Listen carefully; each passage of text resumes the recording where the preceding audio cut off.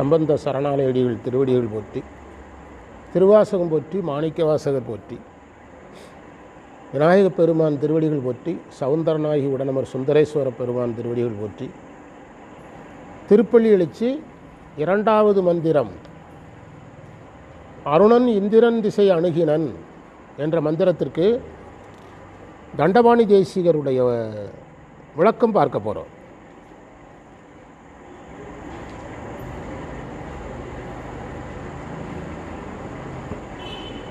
எழுதுங்க.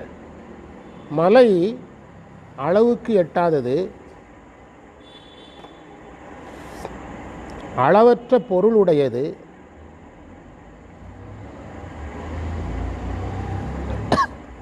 அசையாதது,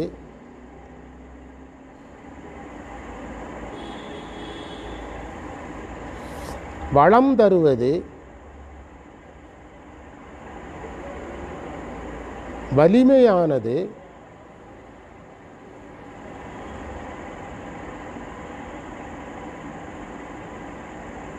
அதனால் இறைவனை மாணிக்கவாசகர் மலையோடு ஒப்பிடுகிறார்.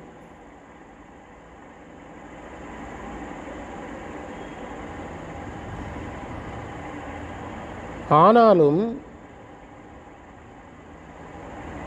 அந்த மலைக்கும் இறைவன் என்ற மலைக்கும் என்ன வேறுபாடு?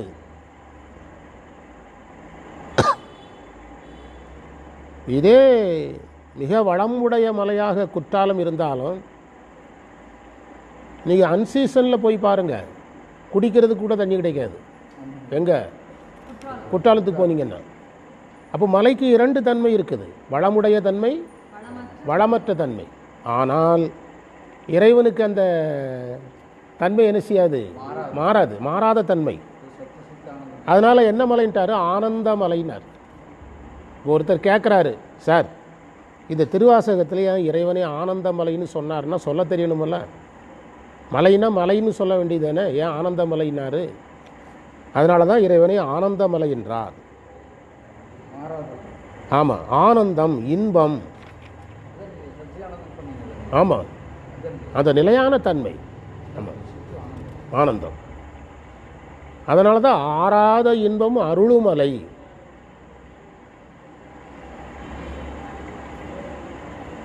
முத்தி அருளுமலை. நமக்கு நமக்கு அண்ணாமலையாருக்கும் அண்ணாமலை மலைக்கும் நமக்கு ரெண்டும் ஒன்று தான், ரெண்டுமே நமக்கு ஒன்று தான். ஆனால் அதே அந்த மலைப்பகுதிகளில் வந்து இது சரிவு ஏற்பட்டிருக்குது, நிலச்சரிவு ஏற்பட்டிருக்குது இந்த மலைப்பகுதியில். இப்போ வந்து தீபம் ஏற்ற முடியுமா முடியாதா அப்படின்னு ஆராய்ச்சி பண்ணி அரசு வந்து என்ன சிரமம் இருந்தாலும் தீபம் ஏற்றுங்க அப்படின்னு முடிவு எடுத்திருக்குது. எங்கே? அண்ணாமலை. அப்போ இறைவன் மலைங்க, அதே இறைவன் தான். அதற்கே இப்படி ஆராய்ச்சி தேவைப்படுதுன்னு சொல்கிறேன். அதுவே இறைவன் தான், அண்ணாமலையே இறைவன் தான். அதற்கு இப்படி இப்போது வந்து இன்றைக்கு சட்டசபையில் பேசியிருக்காங்க, திருவண்ணாமலையில் தீபம் வழக்கம் போல் ஏற்றப்படும். இது என்ன ஒரு பெரிய செய்தியான்னு கொஞ்சம் உட்காந்து கேட்டேன். அப்போ இதை விரிவாக சொல்கிறாங்க. அங்கே வந்து என்ன ஏற்பட்டிருக்கிறது? நிலச்சரிவு ஏற்பட்டிருக்கிறது. ஆமாம், அண்ணாமலையில் நிலச்சரிவு ஏற்பட்டிருக்கிறது. வழக்கம் போல் ஆயிரக்கணக்கானவர்கள் மலையேறுவதற்கு அனுமதிக்கப்படுவார்கள். இந்த முறை அந்த அனுமதி கிடையாது. அந்த மனித சக்திக்காக தேவைப்படுபவர்கள் மட்டும் மேலே அனுமதிக்கப்படுவார்கள். அந்த இது சுமக்கிறதுக்குரியவங்க, வெண்ணெய் சுமக்கிறவங்க, இந்த நெய் சுமக்கிறவங்க, திரி சுமக்கிறவங்க, வேறு யாரும் அனுமதிக்கப்பட மாட்டார்கள். அது சிவமாகவே இருக்கிற அண்ணாமலைக்கே இவ்வளோ பெரிய ஆராய்ச்சின்னா, அப்போ சாதாரண ஒரு மலை, குற்றால மலை, இது போன்ற மலையை நினச்சி பாருங்கள். அதனால தான் மாணிக்கவாசகர் ரொம்ப சுதாரித்து என்ன சொன்னாராம்? ஆனந்த மலைனாராம், முத்தி அருளுமலை.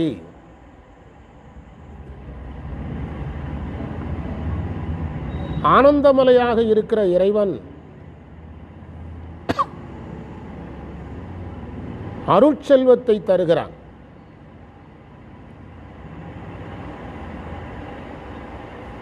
அதனால் அருள்நிதி தர வரும் மலை என்று சொன்னார்.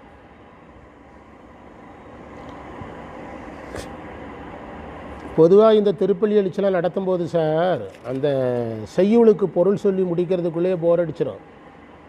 அதுக்கு பிறகு இந்த விளக்கங்கள்லாம் மைண்டில் ஏறாது. நமக்கு இது ஒரு நல்ல வாய்ப்பு, அழகாக மெயினில் ஏறும். அருள்நிதி தர வரும் மலை என்றார்.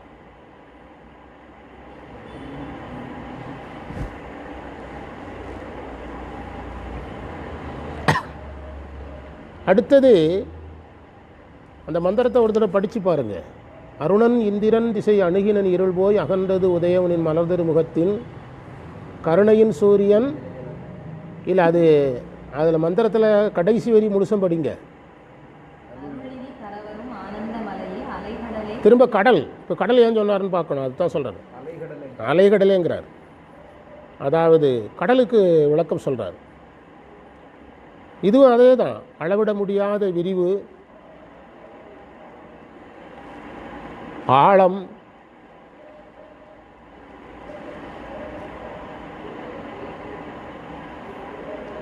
அரிய பொருட்களை தனக்குள் கொண்டிருத்தல்,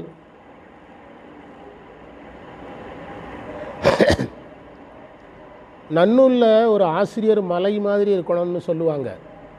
அதுக்கெல்லாம் காரணம் தான். நன்னுள்ள ஒரு ஆசிரியர் வந்து கடல் மாதிரி இருக்கணும்னு சொல்லுவாங்க. தமிழ்கடல் மறைமலை அடிகள் ஏன் சொன்னீங்க? அதெல்லாம் இதுதான். என்ன அர்த்தம்னா, அவருடைய அறிவை நீங்கள் அளவிட முடியாதனால தான் கடல். ஆழம், அவருடைய அறிவின் ஆழத்தை கண்டுபிடிக்க முடியாது. அரும்பொருள் பலவற்றையும் அடக்கிய பெருமை. இப்போ அவங்கக்கிட்ட வந்து என்ன பொருள் கேட்டாலும் சொல்லுவாங்க, அப்போ கடலுக்கு சமமாயிடுறாங்க.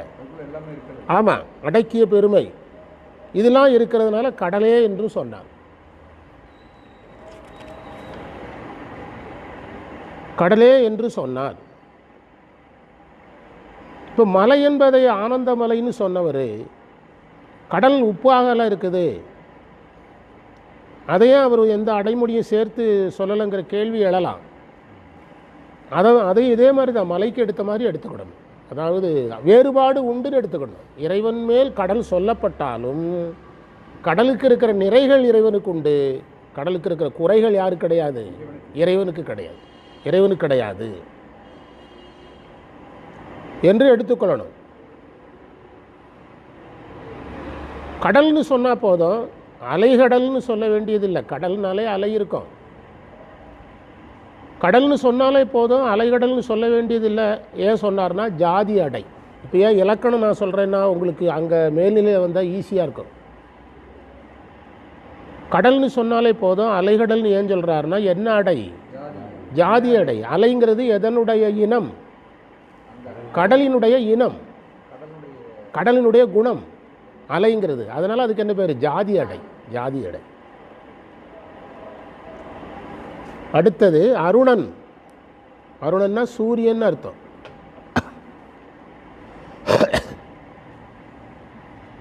தேர் சாரதி. சூரியனுடைய தேர் சாரதி தான் அருணன். சூரியனின் தேர் சாரதி.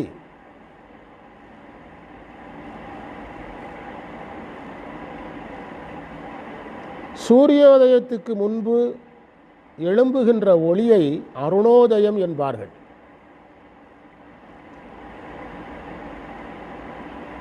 அருணோதயம் என்று சொல்லுவார்கள்.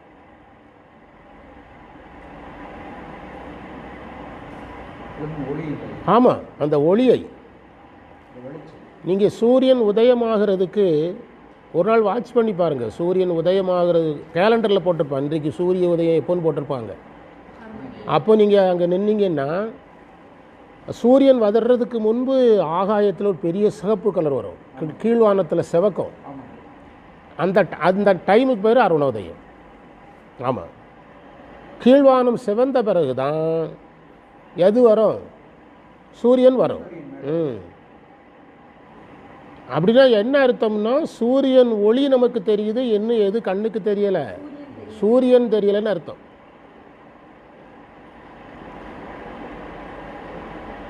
இந்த அருணோதயம், சூரியோதயம், அந்த விடிவெள்ளி, இதெல்லாம் நம்மளை மாதிரி நல்லா டைமில் வசதியாக வீடு கட்டி வாழ்ந்து தூங்குறவங்களுக்கெல்லாம் புரியாது. விவசாயிகளுக்கு மட்டும்தான் என்ன செய்யும், அவனுக்கு தான் இதெல்லாம் தெரியும். எப்படி சொல்கிறேன்னா, இப்போ வந்து விவசாயிகளுக்கு வந்து சந்திரனை பார்த்து மணி சொல்லுவாங்க. சூரியனை பார்த்து மணி சொல்லுவாங்க விவசாயிகள். இப்போ சூரியன் நேர மேலே தான் எத்தனை மணிங்கிறோம்? 12 மணிங்கிறோம். அது வரைக்கும் தான் நமக்கு தெரியும். ஆனால் அவங்க ஒவ்வொரு நகர்வுக்கும் கடிகாரம் மாதிரி சொல்லுவாங்க. ஆமாம். சரி, அப்படின்னா ஓகே சார், பகலில் சூரியனை பார்த்து சொன்னாங்க, நைட்டில் சந்திரனை பார்த்து எப்படி சொன்னாங்க? நைட்டில் சந்திரனை பார்த்து சொல்லிடுவாங்க. எப்படி சொல்லுவாங்கன்னா, அதாவது சந்திரன் வந்து இதே மாதிரி சூரியன் மாதிரி கிழக்கிருந்து வராது, திடீர்னு ஒரு இடத்துலேருந்து வெளிச்சம் காட்டும், அவ்வளோதான். ஆமாம், அது வந்து எந்த திசையிலேருந்து எந்த இடத்துல வேணாலும் வரும். நீங்கள் நினைக்கிற மாதிரி எங்கேருந்து கிளம்பாது. அப்படின்னா வந்து உங்களுக்கு ஃபுல் டைம் வெளிச்சமெல்லாம் இருக்கணும். சூரியன் 10 மணிக்கு இருக்கிற இடத்துல 6 மணிக்கு சந்திரன் வந்ததுன்னா அப்படின்னு ஒரு கணக்கு வச்சு ஆரம்பிப்பாங்க. 6 மணிக்கு சந்திரன் வந்துச்சுன்னா அப்போ நைட்டு 8 மணிக்கு எங்கே வந்திருக்குது, நைட்டு 10 மணிக்கு எங்கே வந்திருக்குது அப்படின்னு ஒரு கணக்கு வைப்பாங்க. இது அந்த கடலுக்கு போகிறவங்களுக்கெல்லாம் கடிகாரம் எது சார்? இப்போ தான் நவீன கருவிகள் நிறையா வந்திருக்குது. இப்போ எல்லாமே நிறைய கருவிகள் அரசாங்கமே கொடுத்துருது. அவங்க எந்த மூலையில் சிக்கினாலும் தூக்கிடுவாங்க, உடனடியாக ஆர்மி போய் தூக்கிடுவாங்க. அப்போல்லாம் ஒன்றும் கிடையாது.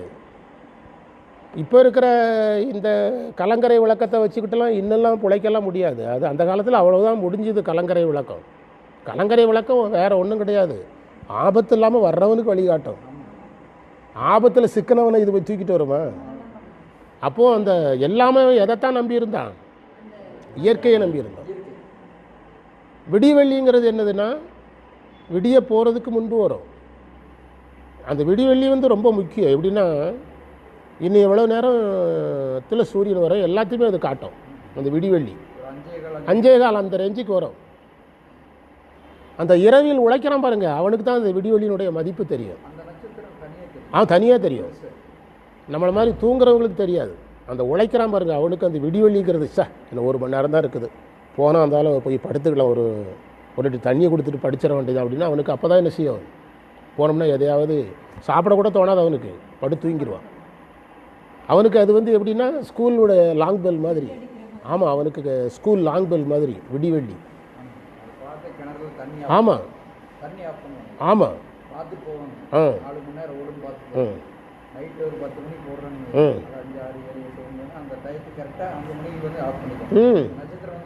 நட்சத்திரத்தை பார்த்து ஆஃப் பண்ணுவாங்க. அதான் விடிவெள்ளி. விடிவெள்ளிக்கு பிறகு வருவது அருணோதயம்.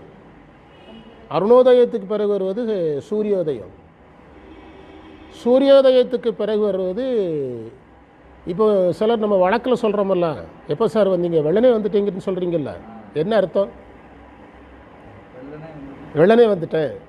பார்த்திபன் மாதிரி கேட்போமே, வெள்ளனேன்னு சொல்கிறீங்க, என்ன அர்த்தம்னு. வெள்ளனே வந்துட்டேன்னு சொல்கிறோம்ல, என்ன பொருள்? கீழ்வானம் வெள்ளை வைக்கும் முன்னே வந்து விட்டேன், அதுக்கு தான் என்ன சொல்கிறோம்? வெள்ளனே வந்துட்டேன் அப்படின்னு சொல்கிறோம். யாருக்குமே தெரியாது, ஆனால் விஷயம் இதுதான்.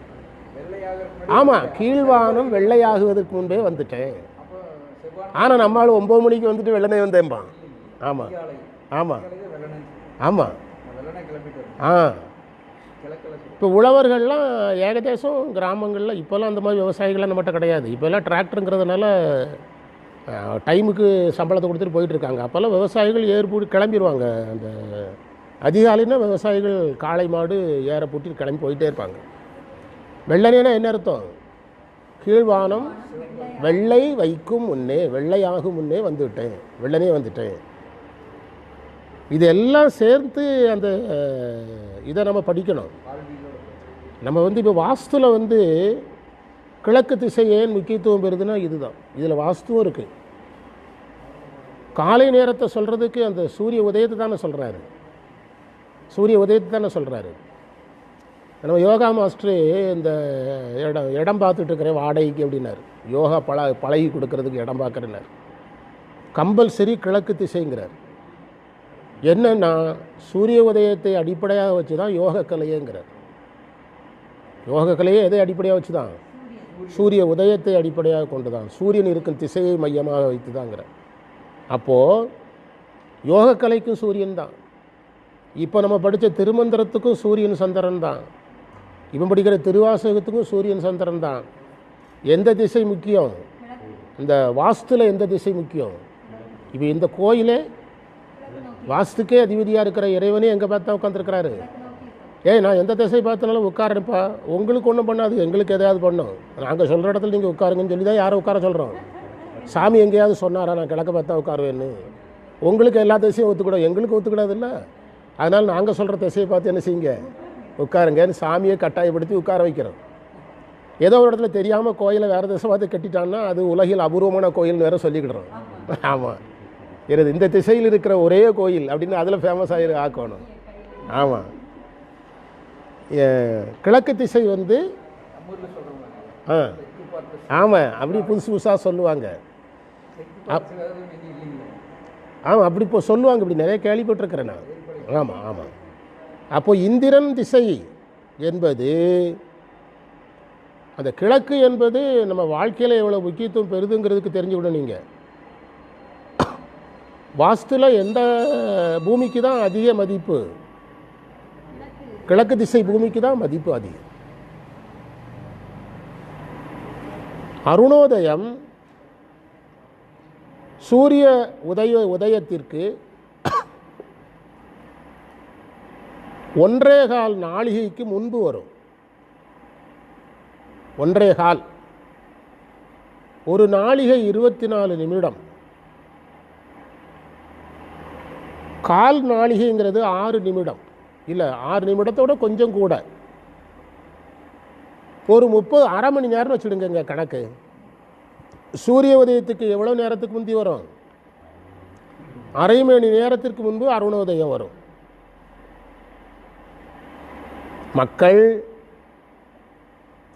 மக்கள்னா சிவபக்தர்கள் பள்ளி எழ வேண்டிய காலம் சூரியோதயத்திற்கு 5 நாழிகைக்கு முன்பு.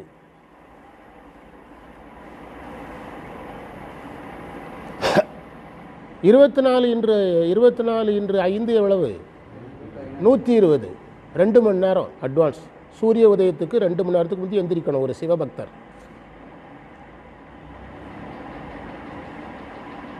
அடுத்தது இருள்.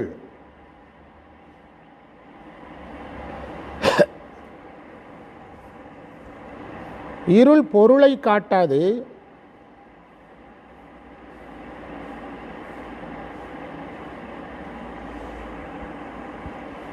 ஒளியையும் தடுத்துவிடும்.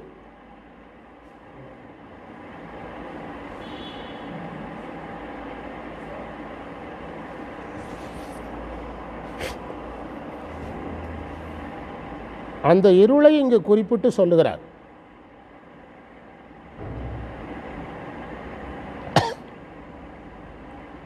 அகன்றது என்ற சொல்லுக்கு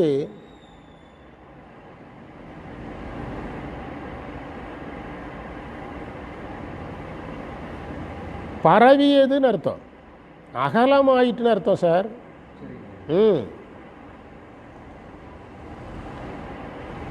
அகன்றதுன்னா போயிட்டுன்னு பொருள் எடுத்துடக்கூடாது, அகலமாயிற்று.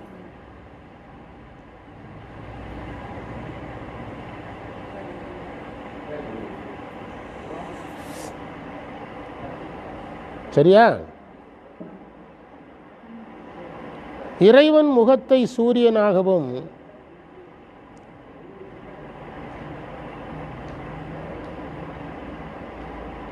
அந்த முகத்தில் தோன்றும் அருளை கதிர்களாகவும் பொருள் கொள்ள வேண்டும்.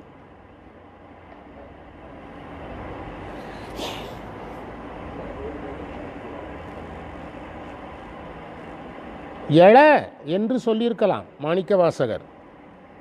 ஆனால் எப்படி சொன்னார்? எழையழ என்றார். அது வந்து தமிழ் இலக்கணத்தில் அடுக்கு தொடர்.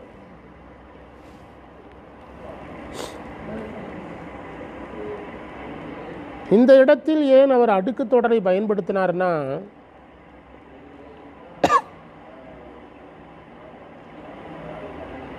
சிறிது சிறிதாக மேலெழும் இயற்கை அழகை அடுக்கு தொடரில் சொல்கிறாராம். சூரியன் மெதுவாக வருதுங்கிறத சொல்கிறதுக்கு ஒரு இலக்கணம் வச்சிருக்கிறார், அடுக்கு தொடரில் சொல்லுகிறாராம்.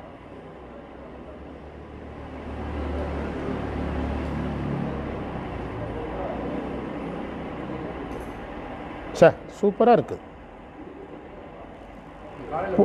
ஆ ஆமாம் சுத்தம். மேலே அப்படி எந்திரிக்கிற மாதிரி இருக்கும். ஆமாம், அதனால தான் அது பார்க்குறதுக்குன்னே மெனக்கிட்டு போகிறாங்க. படிப்படியாக மேலே வர்றது. புதிதாக மலர்ந்த தாமரையில் வண்டுகள் தேன் உண்பது போல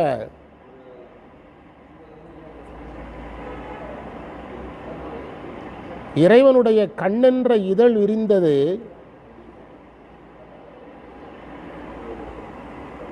இறைவனுடைய கண்ணென்ற இதழ் விரிந்ததும்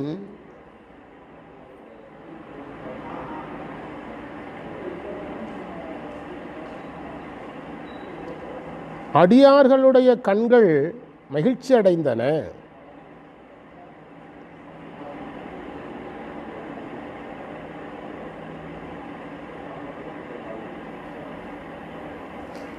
அடைந்தன.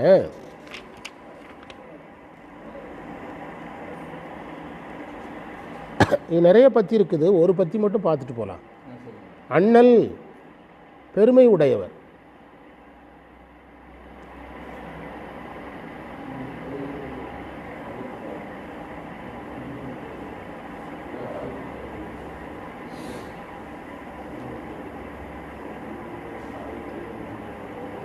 சிவபெருமானுடைய முகமாகிய சூரியன் எழ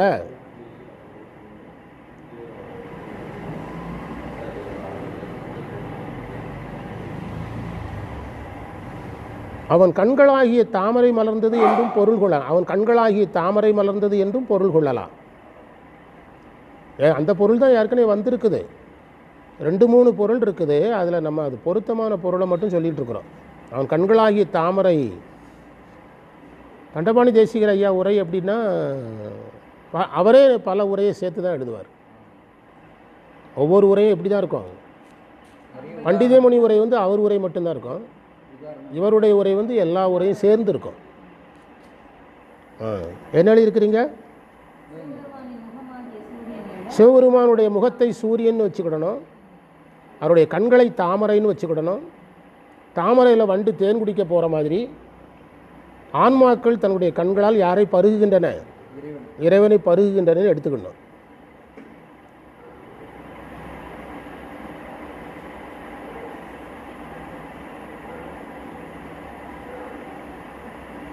அடுத்ததுதான் சைவ சித்தாந்தம். அருணன் கீழ்த்திசை அடைந்தான் என்று இயற்கையை கூறுவது போல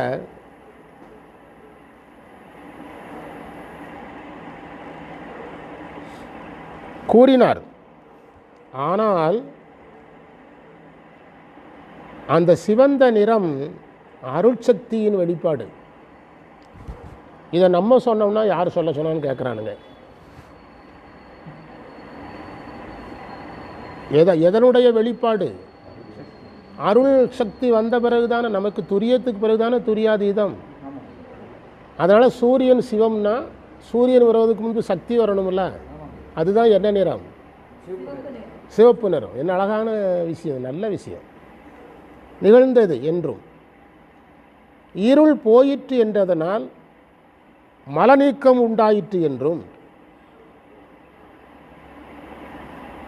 சூப்பராக இருக்கு. உதயம் அகன்றது. அகன்றதுன்னு என்ன அர்த்தம்?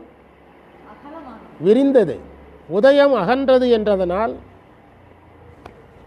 சிவஞானம் பரவியது என்றும்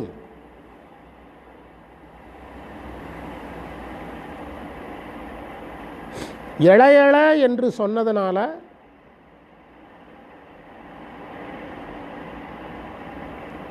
சூரியன் எழ புறக்கண்ணால் பார்க்கிறோம்.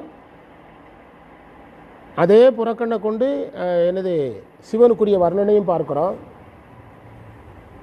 அதில் திருமுகத்தின் கருணையின் சூரியன் இளையள நயன கடிமலர் மலர் என்றதனால் அது சிவ தரிசனத்தை குறிக்குங்கிறார். எங்கே போயிட்டார்? தசகாரியத்துக்கு போயிட்டார். சிவ தரிசனத்தை குறித்தது.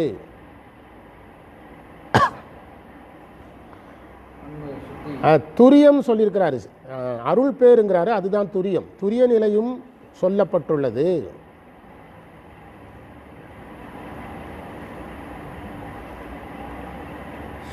வண்டுகள் என்று சொன்னது அடியார்களுடைய கண்களை.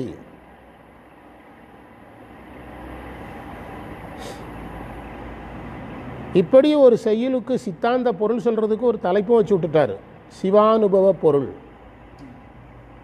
அப்போ இப்படி சொல்லலாம்னா அது என்ன பொருள் கிடையாது, அதுதான். இப்போ எவ்வளோ பெரிய ஆக்சிடெண்ட் பாருங்கள்.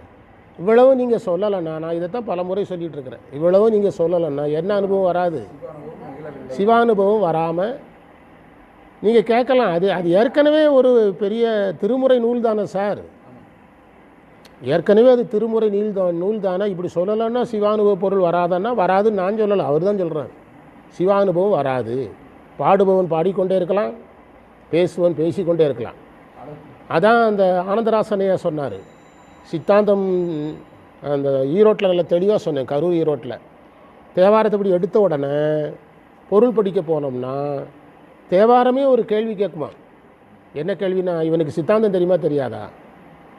அந்த அந்த மீனிங்கில் ஆனந்தராசனையா ஒரு வரி எழுதியிருக்கிறார். சித்தாந்தம் தெரியும் அப்படின்னா விரிவாக காட்டுமா தன்னை, தெரியா. ஏன்னா அதுவும் ஒரு அருள் தானே. தேவாரம் என்னது, அதுவும் அருள் தானே. இவனுக்கு சித்தாந்தம் தெரியும்னா விரிவாக காட்டுமா, தெரியாதுன்னு என்ன செய்யுமா, அவனுக்கு எவ்வளோ தேவைமோ அவ்வளோதான் காட்டும். அந்த எழுத்தறியாதவன் அப்படின்னு ஒரு உங்களுக்கு நடத்தியாச்சு. ஆனால் என்னமோ நான் 500 வருஷத்துக்கு சொன்ன மாதிரி முடிக்கிறீங்க. சித்தாந்த விளக்கத்தில் இருக்குது. அதில் அவர் சொல்கிறாரு, என்ன சொல்கிறாருன்னா, அந்த திருமுறை எப்படி காட்டோங்கிறது. இப்போ இதான் காட்டுறது. அதுக்கு முன்பு நம்ம படித்தா தப்பு. இப்போ முற்றோதல் பண்ணுறோம், இப்படிலாம் பார்க்க முடியலையேன்னா வேஸ்ட்டு கிடையாது. ஆமாம், அது காட்டுற விதம் தான் என்ன செய்யும், மாறும், விதம் தான் மாறும். அதனுடைய நீங்கள் ரஜினியை உண்மையாக பார்க்கணும்னா அவர் வீட்டுக்கு தான் போகணும். ரஜினியை எப்படி வேணாலும் பார்க்கலாம், ஆனால் உண்மையாக போனால் நம்ம எங்கே பார்க்கணும், அவர் வீட்டில் போய் ஒரு நாள் தங்கினா அவர் கூடவே சாப்பிட்டு அவர் கூடவே இருந்து டீ குடித்து இருந்தால் தான் நம்ம எந்த ரஜினியை பார்க்க முடியும். அதே மாதிரி நீங்கள் அந்த தேவாரத்தை உண்மையாக அனுபவிக்கணும்னா எப்படி அந்த ரஜினி வீட்டுக்கே போன மாதிரி நம்ம அந்த தேவாரத்துக்கு உள்ளே போகணும். ஆமாம் ஆமாம், அப்போ தான் அதுக்குள்ளே நம்ம போக முடியும்.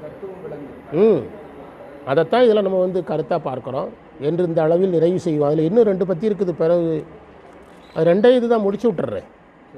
ஆமாம்,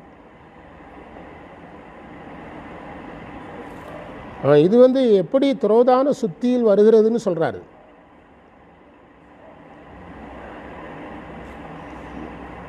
அடியார்களுடைய பக்குவத்தையும் இந்த மந்திரம் சொல்லுகிறது. ஆமாம், அதைத்தான் சொல்கிறார். ஆமாம், அடியார்களுடைய பக்குவத்தையும் சொல்லியிருக்கிறாரு. அடிமை கொள்ள வேண்டுகிறார், அதனால் துரோதான சுத்தி.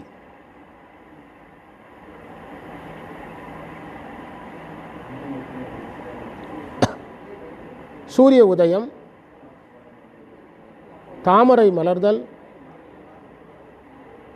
வண்டு ஒலி, இதெல்லாம் துரோதான சுத்தியின் காரியங்கள்.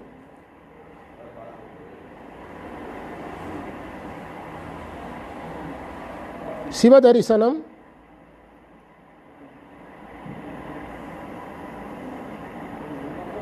திருக்கண் நோக்காகிற சத்தினிவாதம்,